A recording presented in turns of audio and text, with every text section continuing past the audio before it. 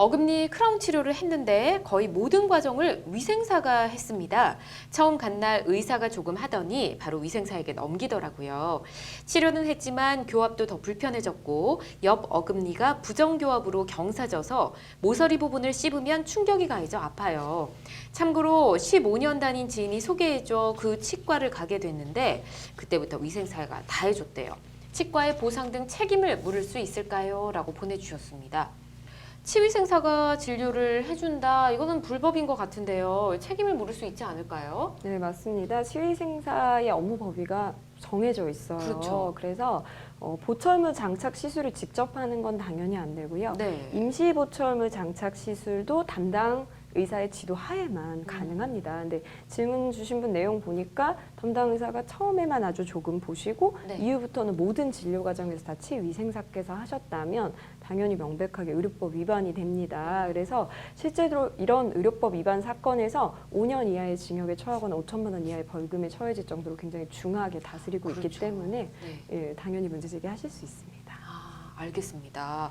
그리고 뭐 우리 보통 하는 뭐 치석 제거 이런 건 치위생사분이 하는 경우가 굉장히 많았던 걸로 기억을 합니다.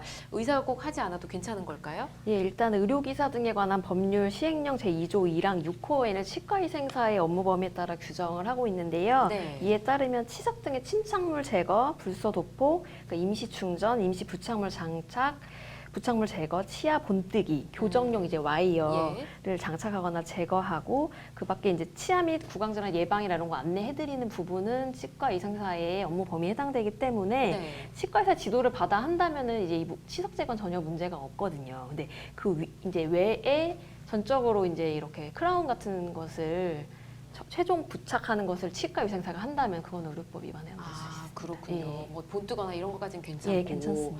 알겠습니다. 근데 상담자분도 지금 위생사가 치료를 해주네라는 거를 알고 계셨던 것 같습니다. 근데 그때 바로 따져묻지 않고 일단 치료를 받으셨는데요. 요건 좀 불이익으로 작용하진 않을지 좀 걱정이 되네요. 근데 일단은 일반인 입장에서는 치위생사 업무 범위가 어디까지인지 사실 모르는 경우가 더 맞아요. 많고 네. 저도 뭐 법 공부하기 전까지는 몰랐거든요. 네. 그렇기 때문에 일반인 분들한테 여기까지는 치위생사 업무 범위이고 여기까지는 의사의 업무 범위 이렇게 구별하는 주의의무를 준다는 것 자체가 좀 잘못된 것 같고요. 그렇기 때문에 당연히 뭐 이거를 알고서 별도로 이 일을 하지 않으셨다고 하더라도 의료법 네. 위반 행위는 여전히 존재합니다. 그래서 내가 수인했다고 해서 이 행위가 의료법 위반이 안 되고 이런 식으로 적용이 되지는 않기 때문에 네. 당연히 이의 제기하실 수 있고 손해가 발생했다면 거기에 대한 적절한 보상도 받으실 수 있을 것 같습니다. 사실 저도 얼마 전에 치과를 다녀왔는데 그때도 뭐 의사 선생님이 누군지는 알죠. 근데 그 병원에 그 의사 선생님이 한 분만 있는 건 아닌 것 같아서 이분이 치위생사인지 그쵸. 뭐 잘 모르겠더라고요. 다 가운을 입고 계시니까 뭐 그럴 때는 물어봐도 괜찮겠죠? 네, 그럼요. 뭐 네. 소비자는 알 권리가 있으니까 그렇죠. 네, 당연히 근데 물어보셔도 또 될 것 같습니다. 또 해주시는 분이 또 기분 상해하실까봐 잘 묻지도 못하겠더라고요. 아마 비슷한 네, 느낌으로 맞아요. 그냥 진료를 받으시지 않으셨을까 싶습니다. 자, 그렇다면 보상을 받고 싶으실 텐데 보상이 가능하다라고 한다면 어디까지 가능할지 궁금합니다. 진료 위반될지 아니면 지금 지인 소개로 15년 다닌 지인 소개로 가셨으니까 뭐 어디 굉장히 먼데 일부러 가셨을 수도 있잖아요. 뭐 차비까지 예. 보상해달라 이럴 수도 있나요? 예, 일단은 치위생사가 금으로 제작된 그 보철물을 최종적으로 접착을 했다면 일단 의료법 위반이 있기 때문에 불법 행위에 해당됩니다. 네. 그래서 일단 지금 그 접착된 그 지금 크라운 씌운 부분을 일단 다른 치과 이제 의사분께 가서 한번 잘 되었는지 검진을 받아보고 네. 만약 문제가 있다면 이제 그건 손해에 해당되기 때문에 당연히 불법 행위에 대한 손해배상을 그쪽 치과 의사분께 하실 수가 있을 것 같고요. 예.